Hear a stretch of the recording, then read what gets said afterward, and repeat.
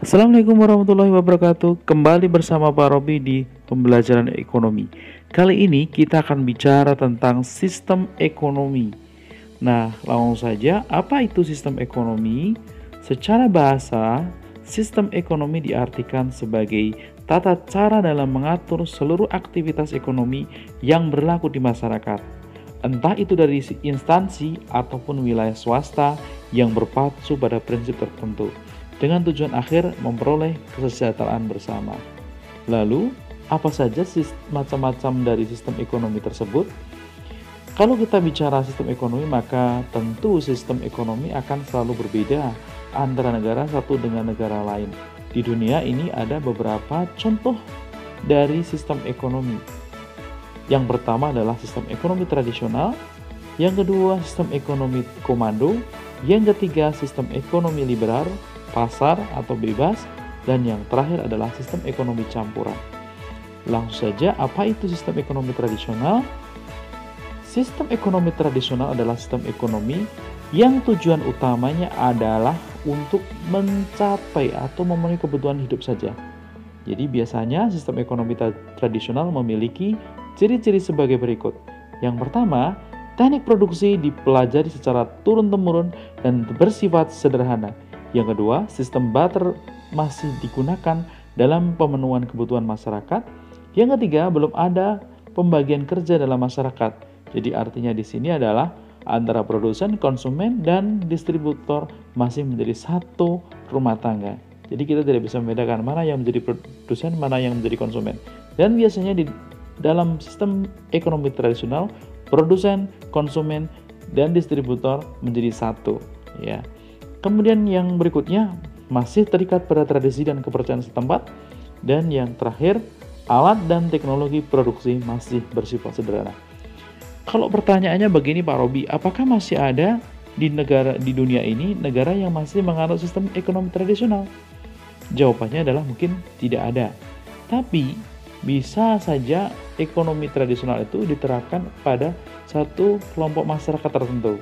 Misalkan di Indonesia masih ada beberapa suku di Indonesia masih menggunakan sistem ekonomi tradisional karena akses keterbatasan dengan peradaban modern mengakibatkan mereka tidak memperoleh akses yang baik terkait dengan kemajuan teknologi dan sebagainya, sehingga mereka masih bisa dan mengandalkan dari alam. Nah, beberapa suku Indonesia, sehingga itu bisa dikatakan sebagai contoh real dari sistem ekonomi tradisional. Lanjut, berikutnya adalah sistem ekonomi komando. Artinya sistem ekonomi yang seluruh kegiatan perekonomiannya diatur oleh pemerintah, baik itu pengelolaan sumber daya alam, produksi oleh pemerintah, dan didistribusikan juga kepada masyarakat. Nah, ciri-ciri dari sistem ekonomi terpusat atau komando adalah individu atau kelompok tidak dapat berusaha dengan bebas dalam kegiatan perekonomian. Yang kedua, semua alat dan sumber daya ekonomi dikuasai oleh pemerintah. Yang ketiga, kebijakan perekonomian diatur sepenuhnya oleh pemerintah. Yang keempat, hak dan kebebasan individu tidak diakui oleh negara. Dan yang terakhir, jenis pekerjaan dan pembagian kerja diterapkan dan diatur dalam oleh pemerintah.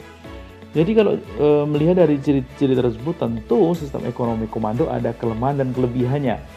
Kelemahan dari sistem ekonomi komando adalah bahwa masyarakat tidak memiliki kebebasan dalam menguasai sumber daya ekonomi, jadi dibatasi oleh pemerintah. Yang kedua, inisiatif masyarakat untuk menciptakan atau berkreasi itu tidak berkembang, ya, karena semuanya diatur oleh pemerintah. Itu salah satu beberapa kelemahan ya dari sistem ekonomi komando. Kalian bisa akses atau kalian bisa mencari literatur dan sumber yang lain terkait dengan kelemahan sistem ekonomi komando. Disebutkan saja dan dilengkapi. Yang kedua, kalau kelebihannya dari sistem ekonomi komando adalah pemerataan pendapatan akan lebih mudah dilakukan oleh pemerintah karena semuanya dikuasai oleh pemerintah, sehingga akan mengetahui di mana masyarakat yang perlu dibantu atau bagaimana kebijakannya untuk memeratakan pendapatan itu bisa tepat sasaran. Dan yang berikutnya, dengan adanya atau penerapan sistem ekonomi komando biasanya perekonomian lebih stabil sehingga jarang terjadi krisis ekonomi. Itu hanya 2 dari beberapa kelebihan dari sistem ekonomi komando. Kalian bisa cari literatur lain, contoh lain dari kelebihan sistem ekonomi komando. Selanjutnya, itu adalah salah satu contoh ya, negara yang menerapkan sistem ekonomi komando adalah North Korea. Silahkan diakses, silahkan dicari bagaimana penerapan sistem ekonomi komando di negara Korea Utara ya. Anda boleh searching, googling, dan kumpulkan informasi sebanyak-banyaknya terkait dengan Korea Utara dan penerapan sistem ekonomi komandonya. Lanjut, berikutnya adalah sistem ekonomi pasar, atau bisa dikenal dengan liberal, atau dikenal dengan bebas, atau dikenal dengan kapitalis ya. Nah, sistem ekonomi pasar artinya adalah seluruh kegiatan perekonomian diserahkan pada mekanisme pasar, sehingga campur tangan pemerintah hampir tidak ada, atau bahkan tidak ada. Nah, bagaimana ciri-cirinya? Nah, ini ada ciri-ciri yang Pak Robi tampilkan di sini. Yang pertama, setiap individu atau swasta bebas menggunakan barang atau jasa yang dimiliki.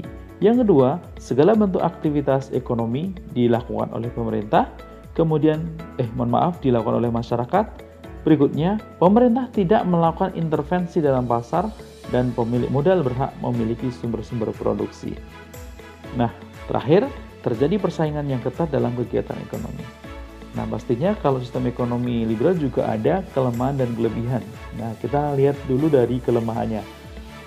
Sistem ekonomi liberal memiliki beberapa kelemahan atau keburukan. Yang pertama adalah terjadi gap antara kaya dan miskin atau pemilik modal atau yang tidak memiliki modal. Kemudian akan terjadi eksploitasi tenaga kerja. Kemudian ada munculnya monopoli dalam perekonomian dan sulit melakukan pemerataan pendapatan. Itu adalah beberapa dari kelemahan dari sistem ekonomi liberal.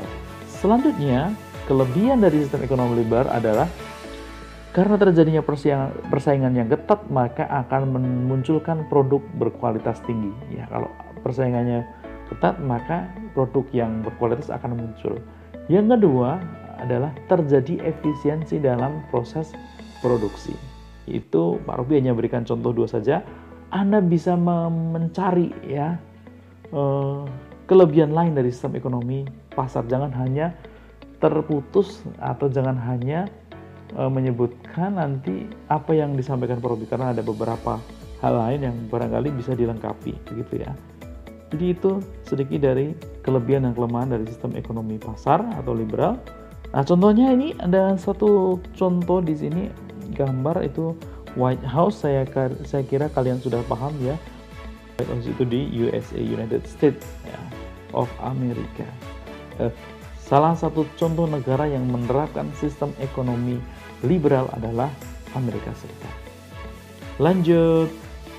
Kemudian mengenal sistem ekonomi campuran. Nah, ini bagaimana sistem ekonomi campuran itu? Jadi sistem ekonomi campuran adalah sistem ekonomi di mana campuran antara sistem ekonomi komando dan sistem ekonomi pasar atau liberal.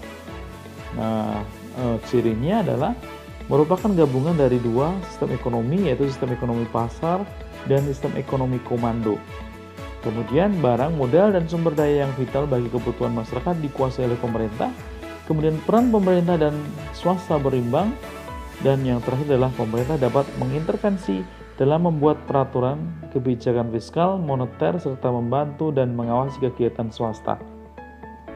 Nah, contoh negara yang menerapkan sistem ekonomi campuran adalah siapa?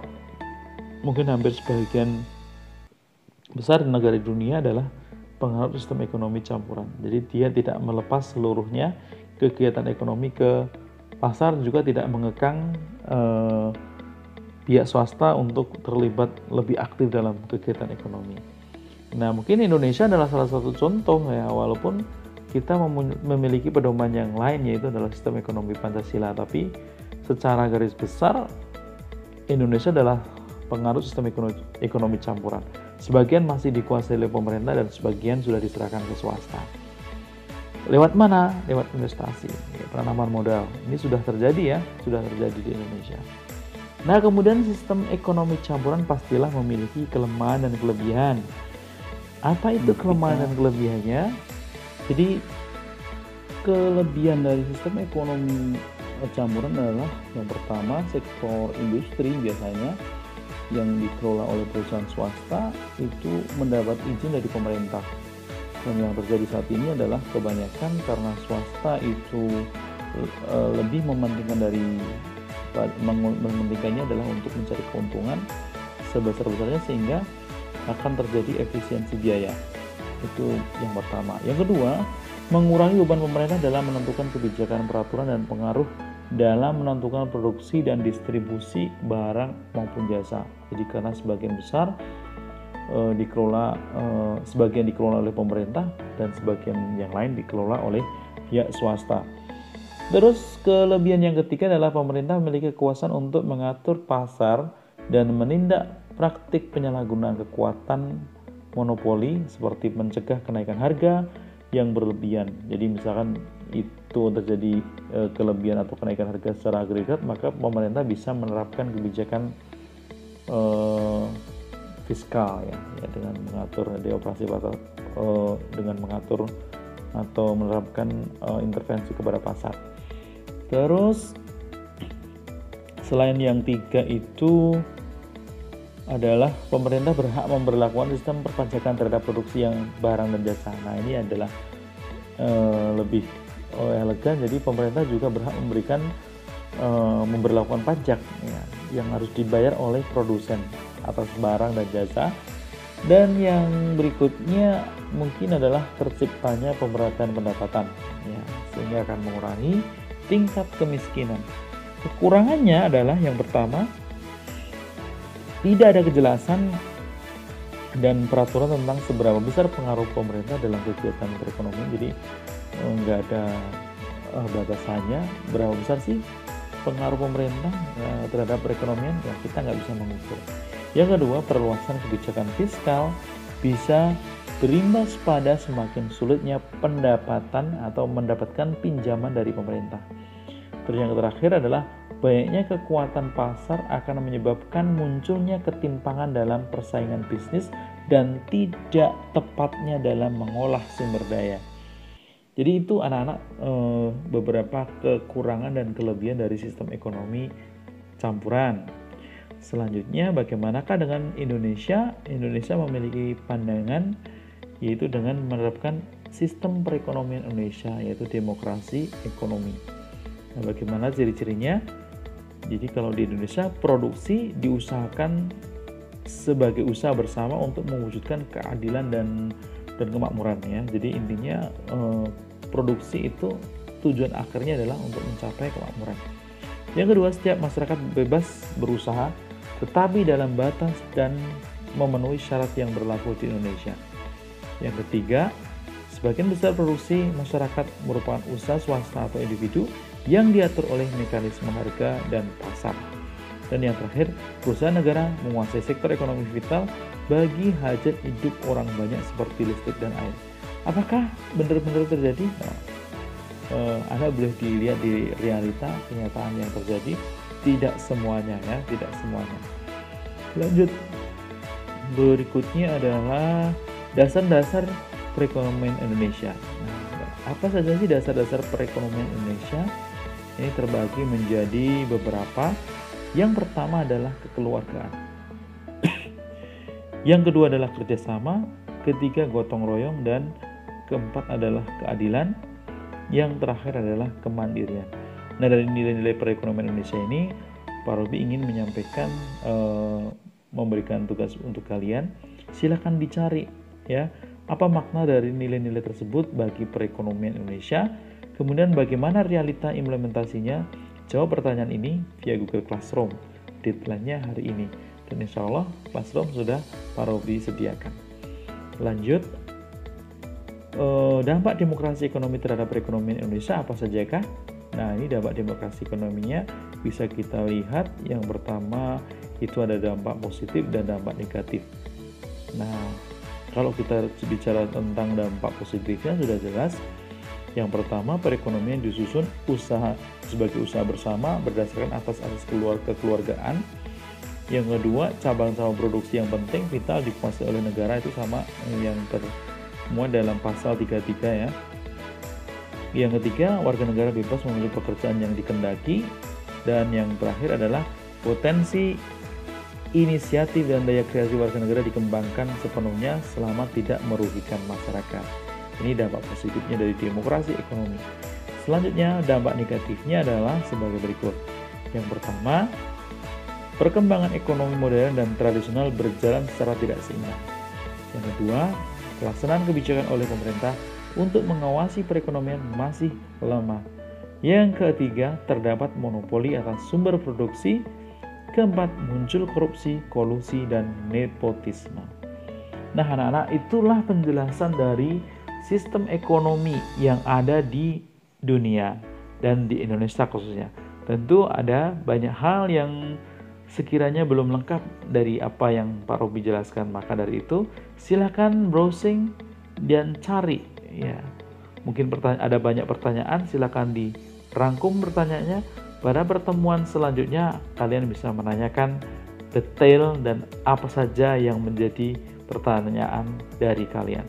Terima kasih atas perhatiannya. Sampai ketemu di pertemuan berikutnya. Wassalamualaikum warahmatullahi wabarakatuh.